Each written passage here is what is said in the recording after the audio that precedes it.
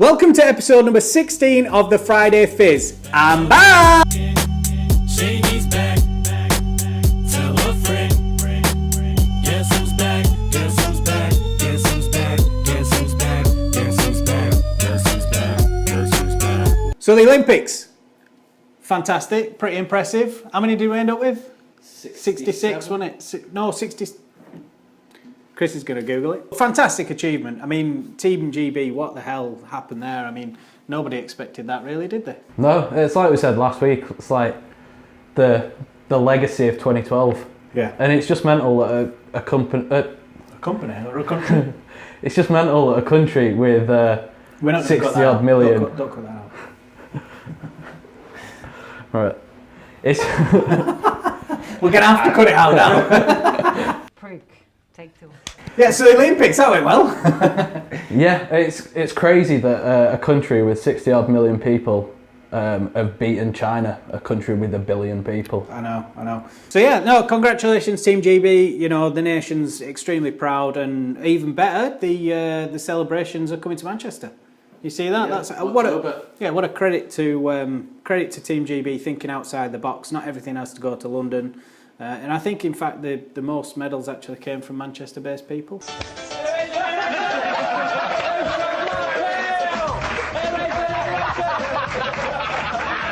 So Facebook is talking about playing sound on videos, on the autoplay.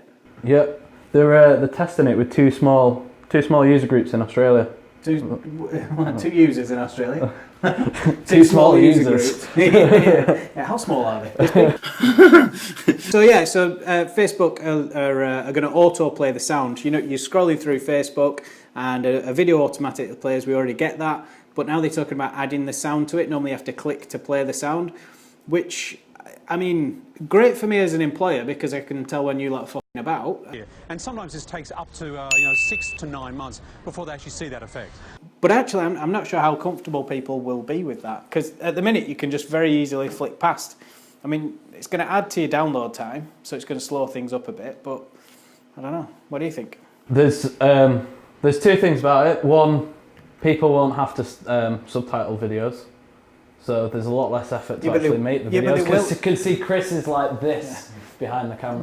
But for me, you will still have to subtitle the videos, because everybody's just going to press mute because they're doing it on the bus or in the office, or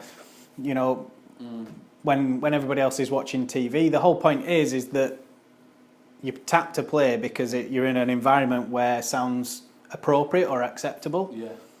So I still think that you're still going to have to subtitle them for that 90% of people. What about them scare videos? That's going to mess with people, innit? You know, where it's just going along and happy video and then There's reasons why companies like Facebook and Australia releasing that's that up. Danny DeVito, take 3. So, Australia. Yeah, so companies like Facebook and app developers like Niantic release in Australia before other places, because it's a great place for them to gauge how it's going to work in big countries like the UK and the US. They've got a small market size, so in New Zealand there's something like 4.47 million people there, so it's quite small. It's isolated as well, so you're not going to have people day tripping in and then getting it and then going back to the country. It's miles away from anywhere else. But one of the main things is that it's got similar demographics in Australia and New Zealand to the UK and the US. So it's almost like someone's taken a condensed version of the UK and US, dumped it in Australia. It's almost like we did that in the first place, isn't it? Australia? Yeah, that's where England used to send their convicts. But not anymore. No. They're also used to things crashing because with all the internet, with the popularity of servers in America, to get all the way around to Australia, it takes ages, and stuff just breaks. And the media doesn't really report on it because they're used to it. But New Zealand and Australia have amazingly high feedback rates as well. So they've got a mini Western world all isolated by itself. It's like the perfect test ground. Good. That's interesting. I mean, I never knew there was an... Well, I mean, I knew there was a reason. I just didn't know what the reason was. And that was a good 30-minute lesson there of... Insubordinate and churlish.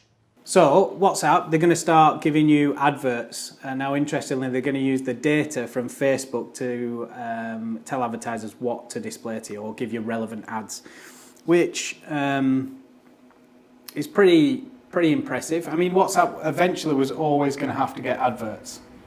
It's Facebook's main revenue stream, isn't it? Yeah, you know, Facebook makes money with advertisement, and WhatsApp, I don't think they had any form of advertising in it, did they? No. And now basically, as you're texting your mates through WhatsApp, you're going to start getting adverts that will be relevant to you. It's funny how they always try and legitimise this advertising thing by saying, yeah, but they'll be relevant to the user. Yeah, we still don't want to see them. That's irrelevant, you know. But the main point here is that they're going to utilise the phone number. And just by the way, there's a reason why Facebook have been pushing you to enter your phone number for the last couple of years since they bought WhatsApp. Maybe it's a little bit for security reasons, but perhaps there's another reason because they want to know who you are on WhatsApp.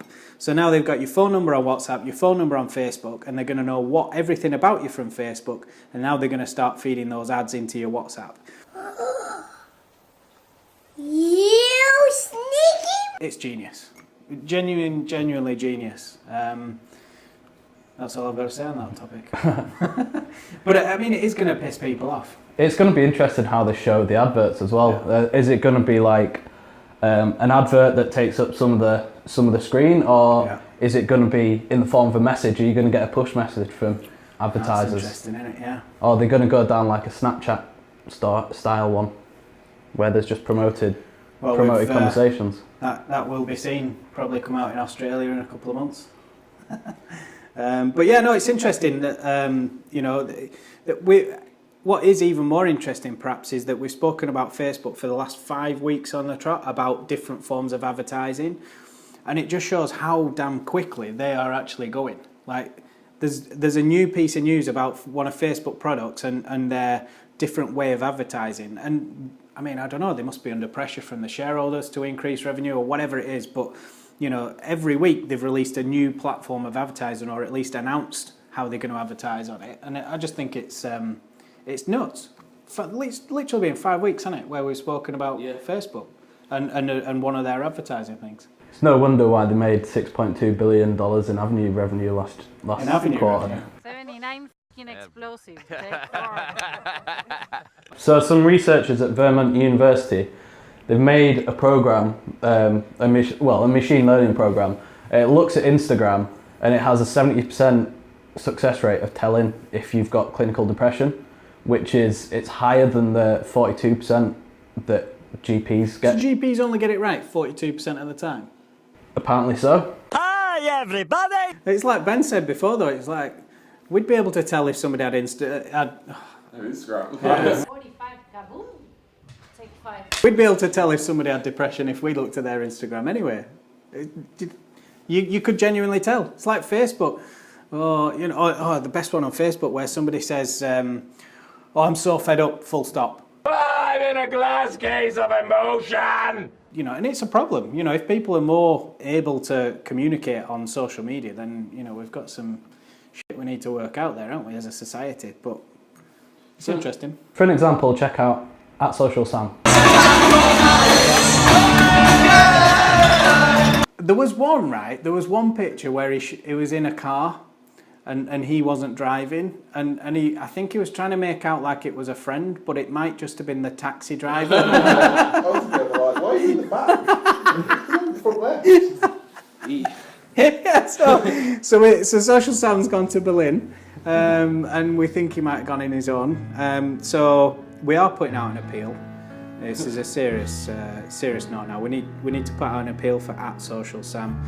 We need to get him hooked up, basically. So if anybody's interested on taking Sam out for a date, @SocialSam. So if anybody wants to take @SocialSam out on a date, we could raise some money for Pendleside. What? So you can take Sam out on a date for just £15 in aid of our Pendleside Corporate Challenge. This is a serious appeal. Hashtag save social Sam. Just 39 cents. That's less than a small cup of coffee, but it can make all the difference in the world to the people of this village. Ask for more. Sorry? Ask for more money. Why are you starting so low? Hot topic on Facebook, if you've seen our profile. Slightly controversial. There's two things here. Firstly, swearing in business, and then perhaps the overarching point is professionalism. Some people think it's unprofessional to swear in these videos. Other people think that it's okay, and others just couldn't give a monkeys either way. But I think that, and there's in business, is swearing okay in business? Some meetings at board level, perhaps sometimes I don't swear. Other meetings where I get on well with them and I understand who they are and what they like, I'll swear with them and they'll swear back, and we'll call each other names, and that's just the way business is done. So my point here is, what is professional? Like, what is professional? It's not okay for me to punch Phil now because that would be unprofessional. But a professional boxer is paid to punch people. So it's different environments require different, different actions.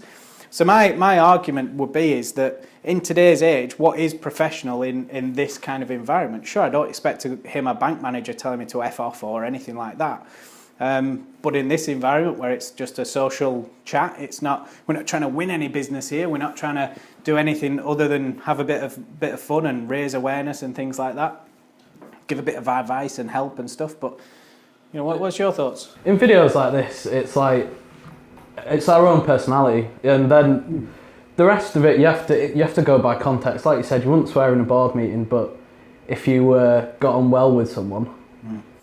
But I bet Richard Branson or Gary Vee, he'll swear in every scenario. I'm not cursing to disrespect someone, and I have empathy and respect why a lot of people may not like me or consume me. There are plenty of people that don't watch this video because they saw a keynote where I cursed and they were offended and they are no longer in my set. Surely I would have a bigger audience if I didn't curse. That is absolutely true. And business respect, I may lose out on a deal because they were offended, but in the net score, I win so many more by being me and just being me versus creating a half version of me for the one conservative person and leaving the hundreds of magic business opportunities that are predicated on winners making decisions. Book review. We need to do a book review. So this week's book review, 15 secrets that... Go on, say again. Spaghetti. 15 secrets that successful people know about time management, and it's the longest book title in the world. Who chose this one? Idiot. By Kevin Kruse. We actually reviewed it a few weeks back when Phil pulled out his audio cable, so we couldn't actually review it. But I've read this book, and I've reread it since a couple of times as well, and I think it's absolutely awesome. Actually, I haven't read it, I used the audio book, but I think it's absolutely awesome. It's the little tips, it's common sense that we already kind of know on how to manage time, but for me, it's made me 80% more proficient at work, and I think it's just fantastic. It's really simple to understand as well. It just makes it in a very plain, simple, obvious way, and it's things that he's gone through, so he's been there and experienced it. I mean, you haven't read it yet, have you? I haven't read it, no, but we've implemented the diarising your day, which is one of the tips. Yeah. And it's just made it so much easier to actually, because you can turn around to someone if someone says, "Oh, can you just do this for me?" I'm like, well, don't really have any time for it today, so you're gonna have to wait until tomorrow. Whereas before that, you try and squeeze it in. Yeah, I think the biggest point on the calendar thing is you use your calendar as your to-do list rather than having a to-do list. So you diarise it. So if you've got a task that's going to take 15 minutes, don't add it to a to-do list. Put it in your diary where you have a 15-minute time slot. So it means that you're never overcommitting. Because I don't know about you, but when I used to just use action lists or to-do lists or whatever, I used to have 20 things on my paper, and then by the end of the day I'd have 24 things. I'd crossed a few out and added another 6. It's like you'd never get anywhere. So but at the start of the day I expected to do 10 or 15. Well, now I know exactly how much I'm going to get through because it's actually diarised with the time slot in there. So I mean that's one of the tips of the 15 that are on there, and it's revolutionary. I think it's well worth a read, definitely. Cool, right? Thanks for watching, everybody. Don't forget to like, comment, and share, and do all that fancy stuff. Give us some feedback on some of the topics, controversial or not. We love comments, whether they're nice or unkind. So give us a post, share it with your friends and family. Right, thanks for watching. See you next week. Little cock teasers, aren't they? Thanks for watching this video. Check out some of our other videos and don't forget to like, comment and share this one.